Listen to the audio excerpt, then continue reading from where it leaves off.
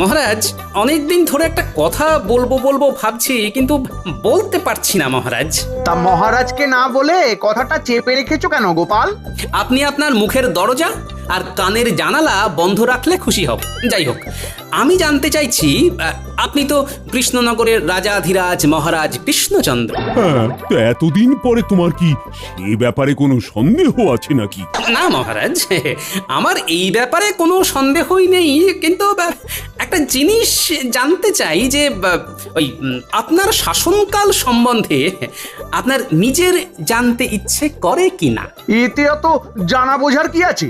কৃষ্ণনগরের শাসন কার্য দারুণ চলছে, দারুণ। মানেটা খুবই সোজা মহারাজ। আমাদের রাজ্য ছাড়া অন্য রাজ্যের খবর নিলে জানা যাবে কোথায় কি হয়, আর তার নিরিখে কৃষ্ণনগরের স্থান কোথায়। তুমি মহারাজকে কি অপমান করতে চাইছো গোপাল?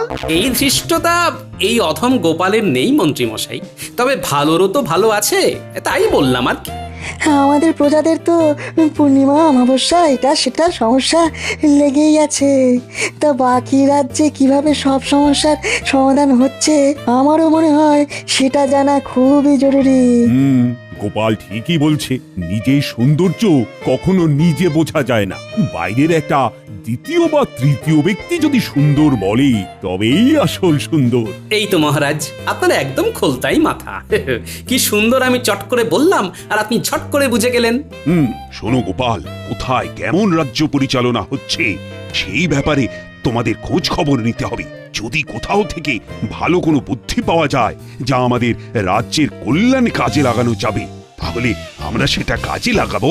হ্যাঁ মহারাজ, এটাই আমি বলতে চাইছিলাম আর কি। শোনো, তাহলে তোমার নেতৃত্বে একটা উচ্চ পর্যায়ের প্রতিনিধি দল বিভিন্ন রাজ্যের বিভিন্ন জায়গায় যাবে আর আমাকে সে খবর দেবে।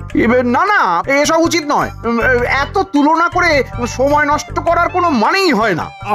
তুমি শুধু নামেই মন্ত্রী হয়েছ। শোনো, রাজ্য পরিচালনা করা একটা শিল্প, বুঝলে গোপাল? মন্ত্রী কথা বাদ দাও তো। মহারাজ, গোপালকে তোল্লাই দিয়ে এই কাজটা কিন্তু আপনি একদম ভালো করলেন না। মন্ত্রী মশাইয়ের সব কিছুতেই বাধা। মন্ত্রিত্ব বাধা লগ্ন, বিপত্তি তিথিতে জন্ম, তাই এরকম করছেন। শুভ কাজে দেরি করতে নেই গোপাল। সকল রাজসভাসদ আজকে বিকেলেই রাজবাড়ির মাঠে উপস্থিত থাকবে। তোমাদের যাত্রা তখনই শুরু হবে, আর কে কি দায়িত্ব নেবে সব আমি তখনই বুঝিয়ে দেব। যথা আজ্ঞা মহারাজ। হ্যাঁ, আজকে রাজসভা তাহলে এখানে শেষ হলো। গুঞ্জি, আর কষ্ট করতে হবে না, বুঝলে? সব ব্যবস্থা হয়ে গেছে। তুমি শুধু আমার জামা কাপড় আর কিছু শুকনো খাবার দাবার খেয়ে উঠে গুছিয়ে রেখো। হ্যাঁ, কি মহারাজ মাইনে বাড়াবেন না ভ্রমণে নিয়ে যাবে না? না, ভ্রমণ করবো তো আমরা। আমি একটা জব্বর দায়িত্ব পেয়েছি, বুঝলে?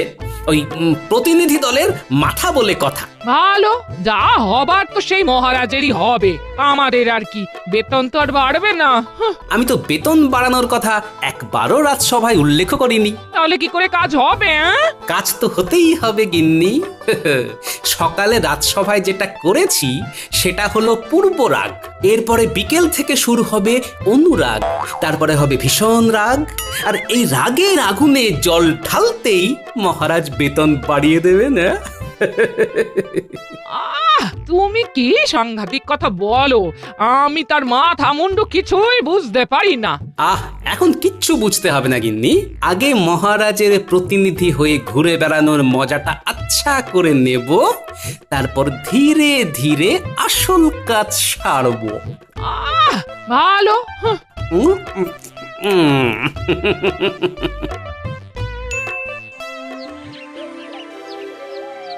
কি সবাই চলে এসেছে, কিন্তু মন্ত্রী এখনো এলো না কেন? আমার মনে হয় মহারাজ এই প্রতিনিধি দলের মাথা গোপালকে করেছেন বলে মন্ত্রী মশাইয়ের অভিমান হয়েছে। এসব ঠুনকো অভিমানের কারণ তো আমি কিছুই বুঝি না। ওই তো আমাদের মন্ত্রী মশাইয়ের ডান হাত চলে এসেছে। মন্ত্রী মশাই খুব অসুস্থ, দুমদাম শরীর খারাপ হয়ে গেল। আচ্ছা, এত অসুস্থ হলে কি করে হবে?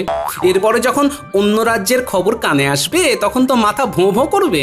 সেসব কিছু জানি না মহারাজ। যাই হোক, আচ্ছা শোনো, তোমাদের সবাইকে একসাথে পাঠিয়ে দিলে তো রাজসভার কাজ হবে না, আর রাজ্য রসাতলে যাবে। তাই আমি তোমাদের সকলের মধ্যে থেকে গোপাল, কবি, বিজ্ঞানী আর পণ্ডিত এই চারজনকে বেছে নিলাম। তোমরা চারজনে বিভিন্ন রাজ্য ভ্রমণ করবে, আর তোমাদের দলের মাথা হবে গোপাল। গোপাল দেখবে মূলত অন্য সংস্থানের ব্যাপার, সভাকবি দেখবে বস্ত্র, বিজ্ঞানীর দায়িত্বে থাকবে বাসস্থান এবং পণ্ডিতের দায়িত্বে থাকবে শিক্ষা। তোমরা অন্তত দুটো প্রতিবেশী রাজ্য ঘুরে 15 দিনের মধ্যে কৃষ্ণনগরে ফিরে আসার চেষ্টা করবে। যথা আজ্ঞা মহারাজ। আপনার মাথায় ওটা কি? ওরে ওরে জলপট্টি রে জলপট্টি, ইহ, আমার এখন উচ্চ রক্তচাপ, সারা মাথা টনটন করছে, ঝনঝন করছে। এত চিন্তা করলে তো আপনার জ্বর চলে আসবে। আরে জ্বর যাতে না আসে সেই জন্যই তো আগে থেকে মাথায় জলপট্টি দিয়ে রেখেছি। কিন্তু আপনি এত চিন্তা করছেন কেন? অন্য রাজ্যের রাজ পরিচালনা কেমন হচ্ছে সেসব দেখার দায়িত্ব তো গোপালের কাঁধে। আপনি আপনার ঘাট থেকে চিন্তার ভূত ঝেড়ে ফেলুন। উফ, সে কি এত সহজে ঝেড়ে ফেলা যায়? গোপাল আর ওর দলবল 15 দিন ধরে অন্য রাজ্যে গিয়ে কি যে করবে তা কে জানে। ওখানে কিছু ভালো দেখলেই আমাদের রাজ্যের সাথে তুলনা করবে, আর সেই তুলনায় যদি অন্য রাজ্য ভালো প্রমাণিত হয় তাহলে তো মহারাজ আপনাকে তুলোধনা করবে। ওরে ওরে, সেটাই তো চিন্তার বিষয়। আমি এই রাজ্যের মন্ত্রী বলে কথা, কোনো সমস্যা খুঁজে পেলেই সব দোষ এই মন্ত্রীর মাথায় এসে পড়বে।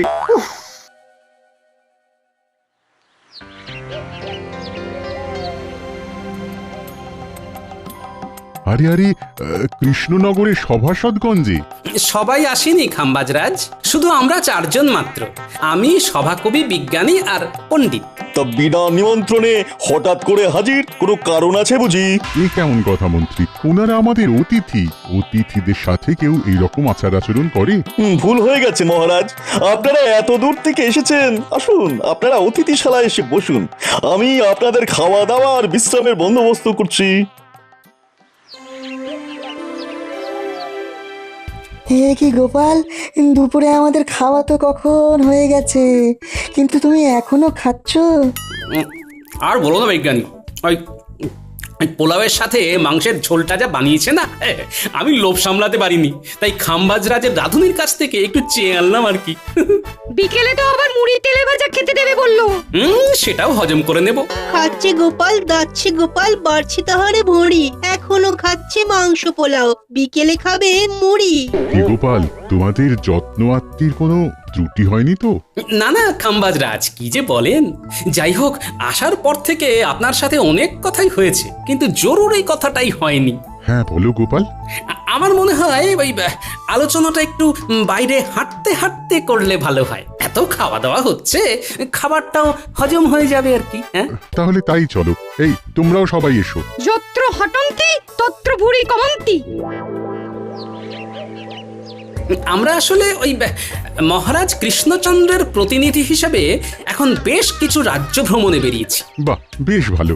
মাঝে মাঝে এরকম ঘুরতে যাওয়া শরীর আর মনের জন্য খুবই ভালো। মহারাজের জয় হোক।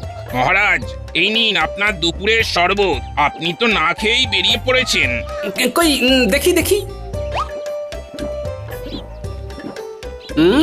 বাহ, বেশ মিষ্টি আছে, এই নিন। কি গোপাল, তুমি আমার শরবত খেয়ে নিলে কেন? পুরোটা খাইনি তো খাম্বাজরাজ, শুধু দেখে নিলাম মিষ্টি না টক। মা গোপাল, তুমি কিন্তু খুব দুষ্টু হয়েছো। কোনো ব্যাপার না, আমি আবার শরবত করে আনছি। থাক, আর লাগবে না। তাহলে আমি বাকিটাও খেয়ে নিচ্ছি, ভালোই হলো। জলের দরে ফলের রস, মানে ওই বিনামূল্যেই হয়ে গেল। ওসব বাজে কথা রেখে যেটা বলতে চাইছিলে সেটা বলো। গোপালের শুধু বাজে বকিতং বকিতং। আমরা চারজন আপনার রাজ্যের 4টে বিষয় সম্পর্কে জানতে এসেছি। আমি অন্ন, বিজ্ঞানী বাসস্থান, সভাকবি বস্ত্র আর পণ্ডিত শিক্ষা সম্পর্কে জানবো। ও এই ব্যাপার, তা এই ব্যাপারে যে বা যারা তোমাদের সহযোগিতা করবে তাদের সাথে কথা বলিয়ে দেব। উফ, তাহলে তো ভালোই হয়। আচ্ছা চাষি ভাই, তোমাদের এবারে ফলন কেমন হয়েছে? কি বলবো বলো, আমাদের জমিতে খুব একটা ফলন হয় না, যা হয় তাতে নিজেদের সংসারে দুবেলা দুমুঠো খেয়ে পড়ে বাঁচতে পারি আর কি। আর তোমাদের রাজাকে খাজনা দিতে হয় না? না, খাজনা নিয়ে জোরাজুরি করেন না উনি। সে কি গো? হ্যাঁ, আমাদের রাজা মন্ত্রী খুবই ভালো, প্রজাদের ভালো মন্দ ব্যাপারটা বেশ বোঝেন। বেশ বেশ।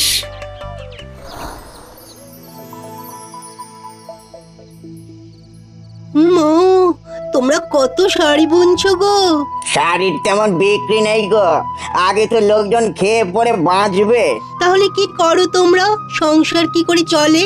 আমার গিন্নি ওই আচার পাঁপড় হাতের কাজ করে, সেসব একটু আধটু বিক্রি হয়, তাতেই সংসার চলে। প্রজাদের এখানে হাল খারাপ, বেলছে এখন পাঁপড়, অর্থাভাবে কিনছে না কেউ নতুন জামা কাপড়।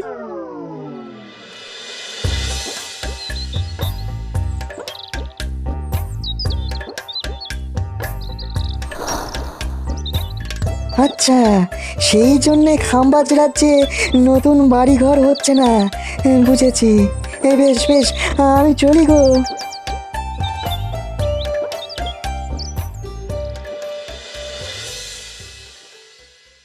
আমি কিছু বলবো না, আগে তোমরা সবাই বলো লোকজনের সাথে কথা বলে কি বুঝলে।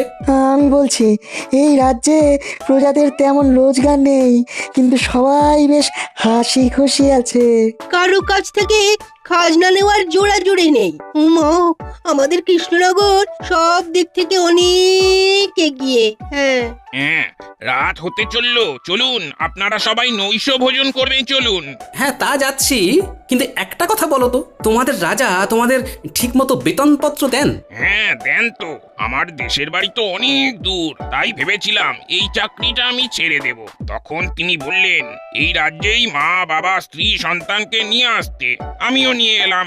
ও মা, দেশ না হয় ছাড়লে, কিন্তু থাকছো কোথায়? ওই তো মহারাজ আমাদের জন্য একটা পাকা বাড়ি বানিয়ে দিলেন। মহারাজ এদিকে খুব ভালো, সবার প্রত্যেক বছর বেতন বাড়ে।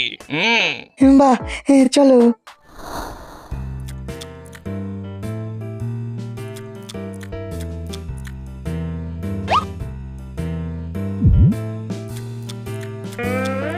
কি গোপাল, তুমি আবার আমার পাক থেকে রসগোল্লা তুলে নিলে কেন? একটু দেখলাম রসগোল্লাটা মিষ্টি না টক। তোমাকে নিয়ে তো আর পারি না। এই কে আছো? গোপালকে ভরপেট খাওয়াও।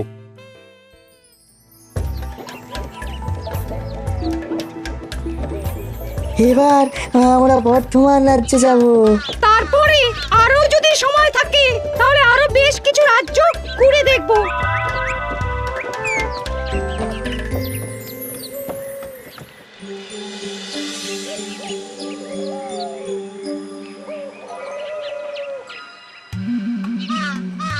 কি মন্ত্রী, এতদিন হয়ে গেল, এখনো আমার পাঠানো প্রতিনিধি দলের কেউ তো এলো না। দলের মাথা যদি গোপালকে করেন তাহলে তো আপনার কপাল খারাপ হবেই। আপনি তাই চিন্তা ভাবনা ছেড়ে দিয়ে রাজসভায় চলুন মহারাজ।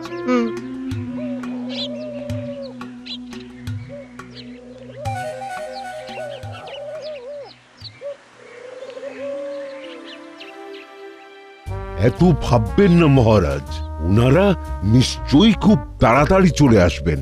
এই তো মহারাজ চলে এসেছি। আর অপেক্ষা করতে হবে না মহারাজ। আমাদের রাজ্য ভ্রমণ সম্পূর্ণ। হ্যাঁ, তা তোমরা সবাই কেমন কি দেখলে শুনলে সেটা বলো। মহারাজ, রাজস্ব আদায়ের দিক থেকে সব রাজ্যের থেকে এগিয়ে কৃষ্ণনগর। বাহ বাহ বাহ, সে তো ভালো কথা। তার মানে আমাদের রাজ্য প্রগতির দিকে আছে। কিন্তু মহারাজ, আয় কম হওয়া সত্ত্বেও অন্যান্য রাজ্য যখন রাজকর্মচারীদের বেতনের সঙ্গে মোটা ভাতা দিচ্ছে, তখন কৃষ্ণচন্দ্রের সভাসদরা ঘটি ঠুকবে কেন?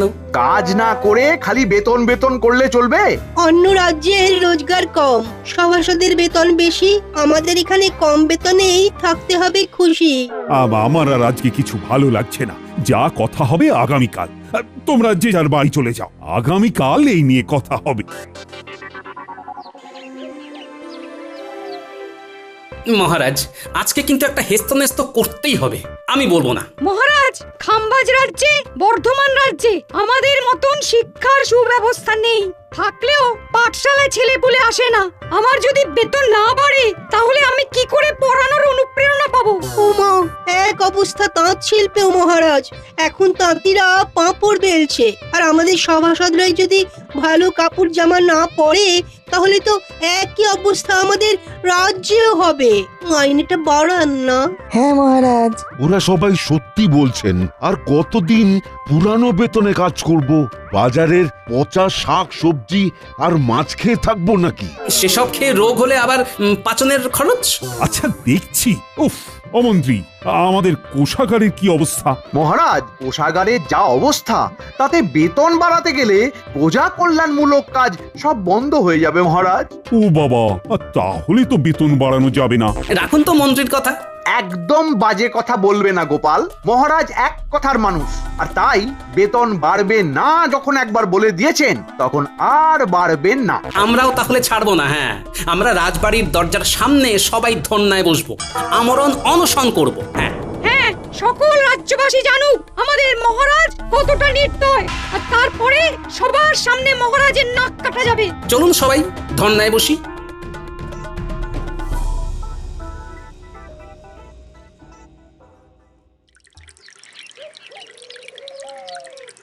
আমাদের দাবি মানতে হবে, আমাদের বেতন বাড়াতে হবে, আমাদের দাবি মানতে হবে, আমাদের বেতন বাড়াতে হবে। ন্যায্য ভাতা দিতে হবে, নইলে আমরা আমরণ অনশন করব। দিতে হবে, দিতে হবে, দিতে হবে, দিতে হবে। আমার কিন্তু খুব চিন্তা হচ্ছে মন্ত্রী। এরকম সব রাজসভাসদ যদি ধর্নায় বসে থাকে তাহলে তো রাজ্য লাটে উঠবে। মহারাজ, আপনি নিজেই নিজের বিপদ ডেকে এনেছেন। গোপালকে আর 5টা রাজ্যের খোঁজ নিতে বলেই এই রকম দাবি করার সুযোগ করে দিয়েছেন। ঠিকই বলেছো মন্ত্রী। দেখুন মহারাজ, অনশন আর কদিন করবে? কদিন আর না খেয়ে থাকবে? খিদে পেলে সুরসুর করে অনশন আন্দোলন তুলে রাজসভায় এসে বসবে। এইসব যাত্রাপালা দেখে ভেঙে পড়লে চলবে না মহারাজ। ন্যায্য ভাতা দিতে হবে, আমাদের দাবি মানতে হবে, আমাদের বেতন বাড়াতে হবে। আসবো জাহাপানা। কি ব্যাপার, তুমি এত রাতে? কোনো বিশেষ খবর আছে?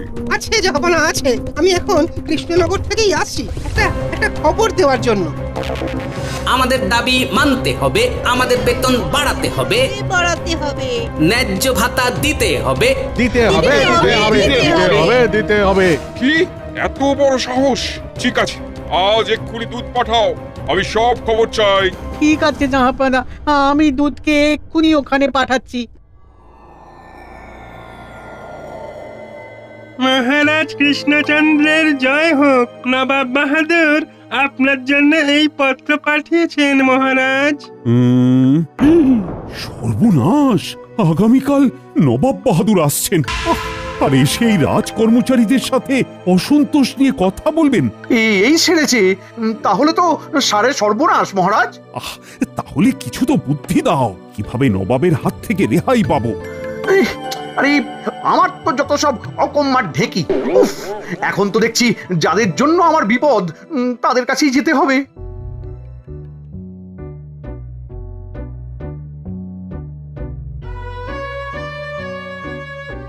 মানতে হবে, মানতে হবে। ও গোপাল, তোমাদের এই ধর্ণা আন্দোলন বন্ধ করো। এই খবর নবাবের কাছে চলে গেছে। উনি আগামীকাল সশরীরে এসে যদি এসব দেখেন তাহলে আপনার গদি নড়ে যাবে, তাই তো? কিন্তু আমরা আমাদের আন্দোলন চালাবো, দাবি না মেটা অবধি চলছে চলবে। না না না না, এরকম করো না। কিছু একটা উপায় তো বলো, নইলে আমার গদি ডুবে গেলে তো নবাবও যে তোমাদের মোটা বেতন দেবেন তার কোনো ভরসা নেই। ঠিক আছে, এত করে যখন বলছেন তখন আমার একটা উপায় আছে। কি উপায়?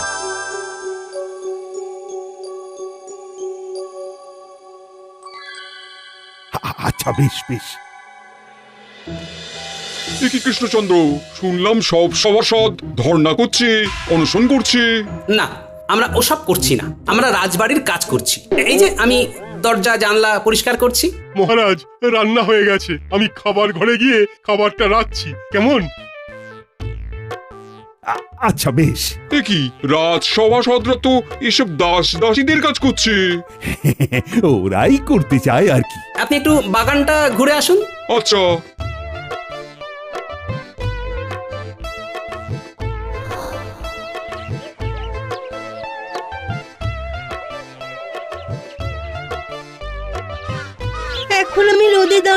দিচ্ছি গাছে জল, কদিন পরে আসবে গাছে মিষ্টি মিষ্টি ফল। কি কাণ্ড!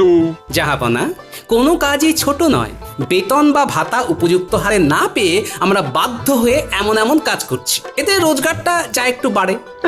এই যা, গোপাল হাটে হাঁড়ি ভেঙে দিল। এইভাবে সভাসদদের যদি কাজ করে খেতে হয় তবে রাজ্যের কাজ হবে কি করে? আমি আজকে থেকেই রাজ্যের জন্য অনুদান পাঠানো বন্ধ করে দেবো। তাতেও যদি কাজ না হয় আমি তোমাকে এই রাজ্য থেকে অপসারিত করব। ওরে বাবা রে বাবা, এরকম করবেন না জাহাপানা। তাহলে আজকে থেকে এই সবার বেতন বাড়াও, আর যাদের যা কাজ তাদের তা করাও। দূর দূর, কি কুক্ষণে যে চার মূর্তিকে ভিন রাজ্য ভ্রমণে পাঠালাম।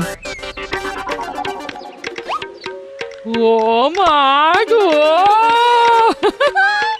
আজ তো সব তাজা সবজি, টাটকা মাছ, কি ব্যাপার!